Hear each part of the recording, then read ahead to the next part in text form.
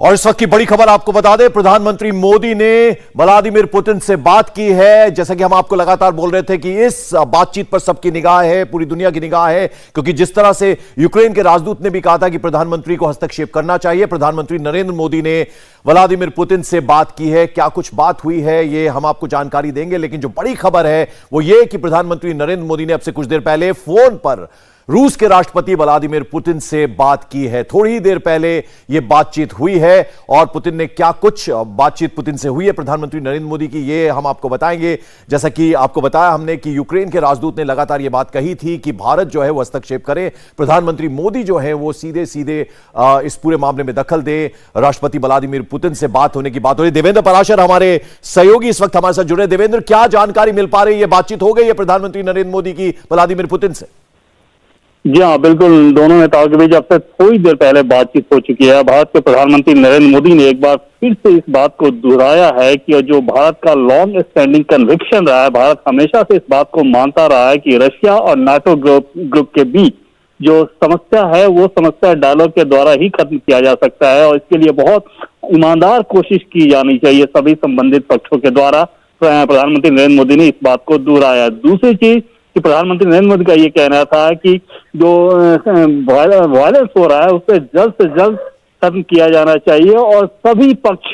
Diplomatic negotiation यानी कूटनीतिक बातचीत के रास्ते पे ही लौट कर आए, उसी के रास्ते समाधान ढूंढने की कोशिश करें। इसके अलावा प्रधानमंत्री नरेंद्र मोदी ने दूसरी जो चीज कही वो ये कि बहुत अहम है कि जो भारतीय नागरिक हैं वहां पे उनकी सुरक्षा रहे और ये एक बड़ा कंसर्न है। इस कंसर्न को भारत में के प्रधानमंत्री ने रूसी राष्ट्रपति व्लादिमीर पुतिन को ये कन्वे करते हुए कहा कि भारत की यह हाईएस्ट प्रायोरिटी है कि जितने भारतीय नागरिक वहां पर हैं वो सुरक्षित रहें और दोनों ही नेता इस बात पर सहमत हुए हैं कि ये लगातार रेगुलर कांटेक्ट रहेगा डिप्लोमेटिक टीम के मार्फत, अधिकारियों के मार्फत, और एक दूसरे के सहयोग के लिए जो कुछ भी किया जाना होगा इस संबंध में वो किया जाएगा। जी पंकज। देवेंद्र, युद्ध समाधान नहीं है, युद्ध रुके, क्योंकि युद्ध से विनाश ही होता है। इस बारे में भी प्रधानमंत्री ने राष्ट्रपति पुतिन से बात की है।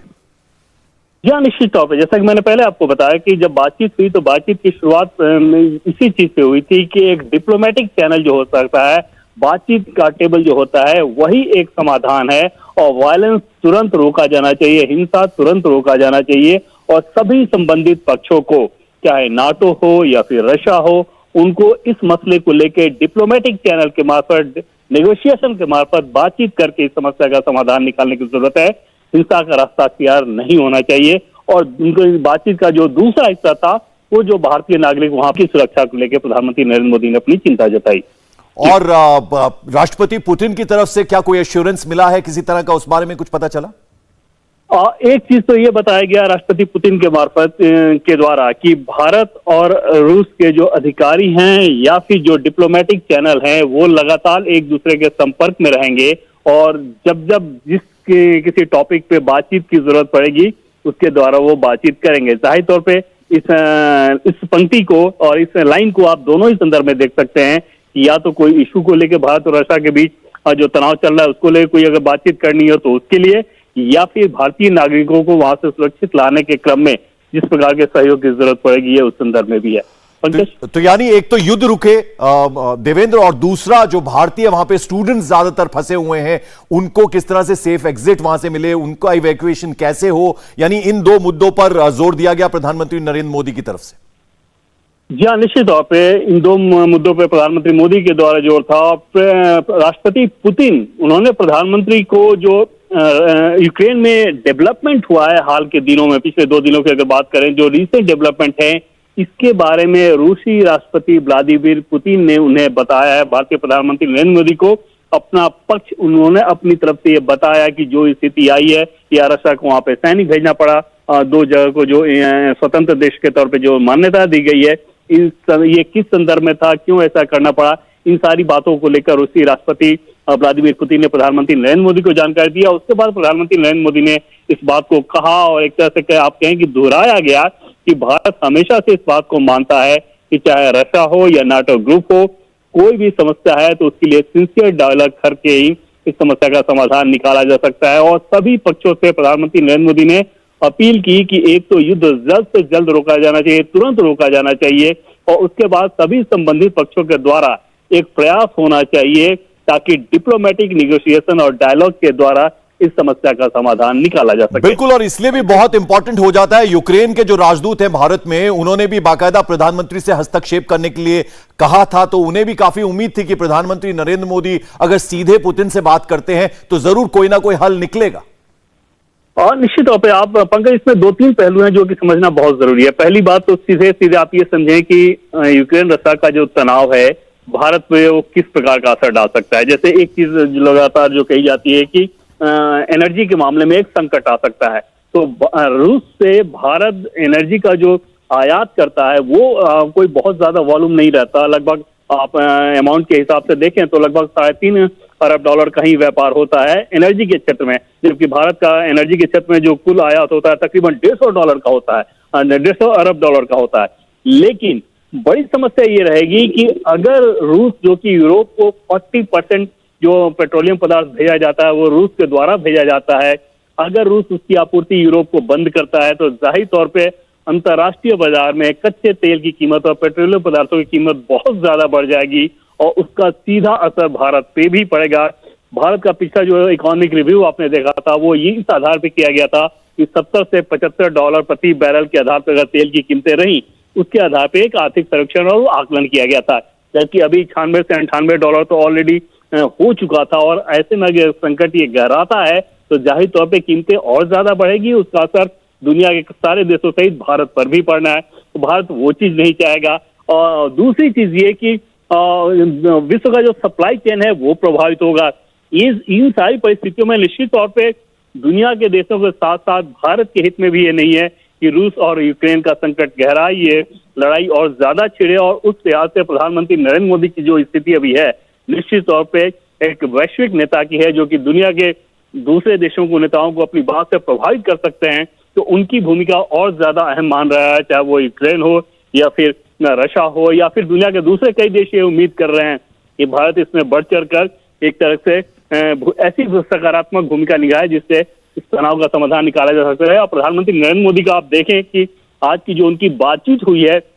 रूसी राष्ट्रपति के साथ, वो बिल्कुल उसी लाइन पर है। भारत बिल्कुल तटस्थ रहते हुए समस्या का समाधान निकालने के लिए जो एक डिप्लोमेटिक चैनल के मार्फत बातचीत और नेगोशिएशन के मार्फत जो समस्या का समाधान निकाला जा सकता है, उसी लाइन को प्रधानमंत्री मोदी ने एक बार फिर से अपनी बातचीत में रेखांकित किया रूसी राष्ट्रपति व्लादिमीर पुतिन के साथ। बिल्कुल, और देवेंद्र, जिस तटस्थता की बात आप कर रहे हैं, प्रधानमंत्री नरेंद्र मोदी की जो अप्रोच रही इस पूरी बातचीत में, दूसरी तरफ हाउस ऑफ कॉमन्स में अभी बोरिस जॉनसन एड्रेस कर रहे थे, उन्होंने कहा कि डिप्लोमेटिकली, पॉलिटिकली, इकोनॉमिकली हम अलग करेंगे अपने आप को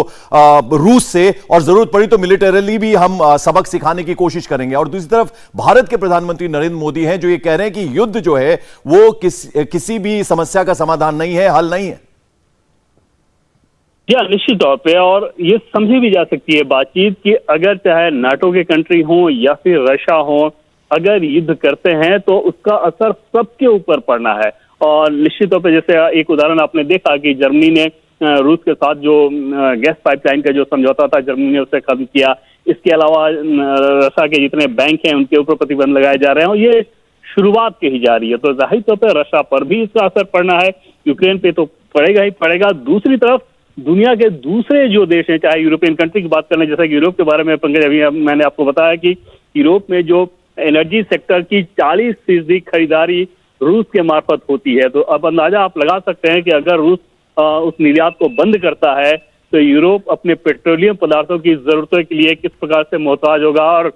सऊदी अरब, रूस, ये जो सबसे बड़े देश हैं पेट्रोलियम पदार्थों के निर्यातक के तौर पे, और उसमें अगर रूस में इस प्रकार का संकट आता है, इस प्रकार के सैंक्शन लगते हैं, प्रतिबंध लग रहा है, तो कितना ज्यादा बड़ा संकट अंतर्राष्ट्रीय स्तर पर दिखेगा। 2 साल की कोरोना महामारी से वैश्विक अर्थव्यवस्था ऑलरेडी जूझ रही है और वहां पर अगर ये नया संकट इस रूप में विकराल होता है तो जाहिर तौर पर ये दुनिया के किसी भी देश के लिए स्वागत वाली स्थिति नहीं हो सकती। और उस लिहाज से युद्ध का विकल्प तो हो नहीं सकता। हाँ, इतना जरूर दिख रहा है कि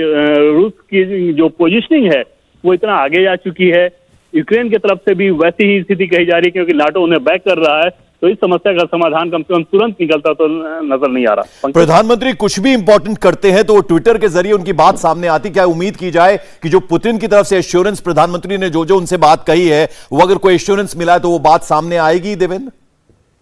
निश्चित तौर पे नहीं, अगर मतलब बहुत स्पेसिफिक के तौर पे तो नहीं, एक छोटा सा कमेंट आ सकता है। और जो जानकारी हमें मिल रही है वो ऑफिशियल जानकारी हम साझा कर रहे हैं अपने दर्शकों के साथ, क्योंकि आप समझ सकते हैं कि अंतर्राष्ट्रीय मामले में ये कितना महत्वपूर्ण हो जाता है। हाँ, हो सकता है कि प्रधानमंत्री नरेंद्र मोदी ट्वीट के मार्फत भी ये बताएं कि हाँ एक बातचीत हुई है, और वो बातचीत में जो शब्द होंगे, जो पंक्तियां होंगी, पंकज वही होंगे जिसके बारे में हम लोग दर्शकों को लगातार बता रहे हैं। बिल्कुल, और ये बात भी हुई है बातचीत में कि नाटो से लगातार बात करें रूस के राष्ट्रपति पुतिन, और उसी से कोई समस्या का हल निकलेगा। इस पूरी जो प्रॉब्लम है यूक्रेन और रूस के बीच में, उसका सॉल्यूशन निकलेगा।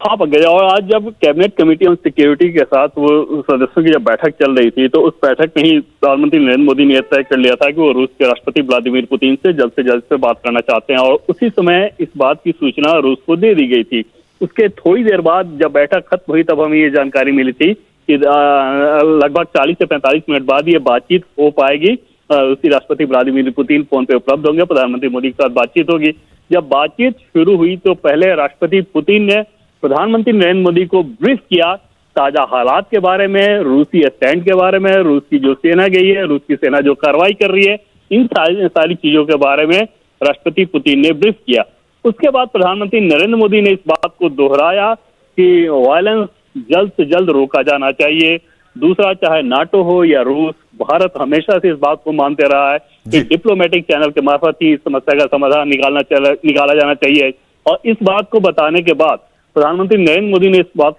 को कहा कि भारतीय नागरिक जो भी यूक्रेन में फंसे हुए हैं उनकी सुरक्षा बहुत अहम है, और उसके लिए जैसा कि हम लोग पहले बात कर रहे हैं कि अधिकारी हों। चलिए, बहुत बहुत शुक्रिया इस अपडेट, इस जानकारी के लिए देवेंद्र पाराशर आपका। तो हमारे पॉलिटिकल एडिटर देवेंद्र पाराशर बता रहे थे प्रधानमंत्री नरेंद्र मोदी की अब से कुछ देर पहले राष्ट्रपति पुतिन से बात हुई है, और क्या कुछ बात हुई है वो देवेंद्र पाराशर ने बताया कि किस तरह से युद्ध जो है वो किसी समस्या का हल नहीं है, आपसी बातचीत हो, डिप्लोमेटिक तरीके से जो है वो कोई ना कोई सोल्यूशन निकाले। इंडिया टीवी हर वक्त हर जगह डाउनलोड करने के लिए सर्च करें India TV news Google play store या ऐप स्टोर पर।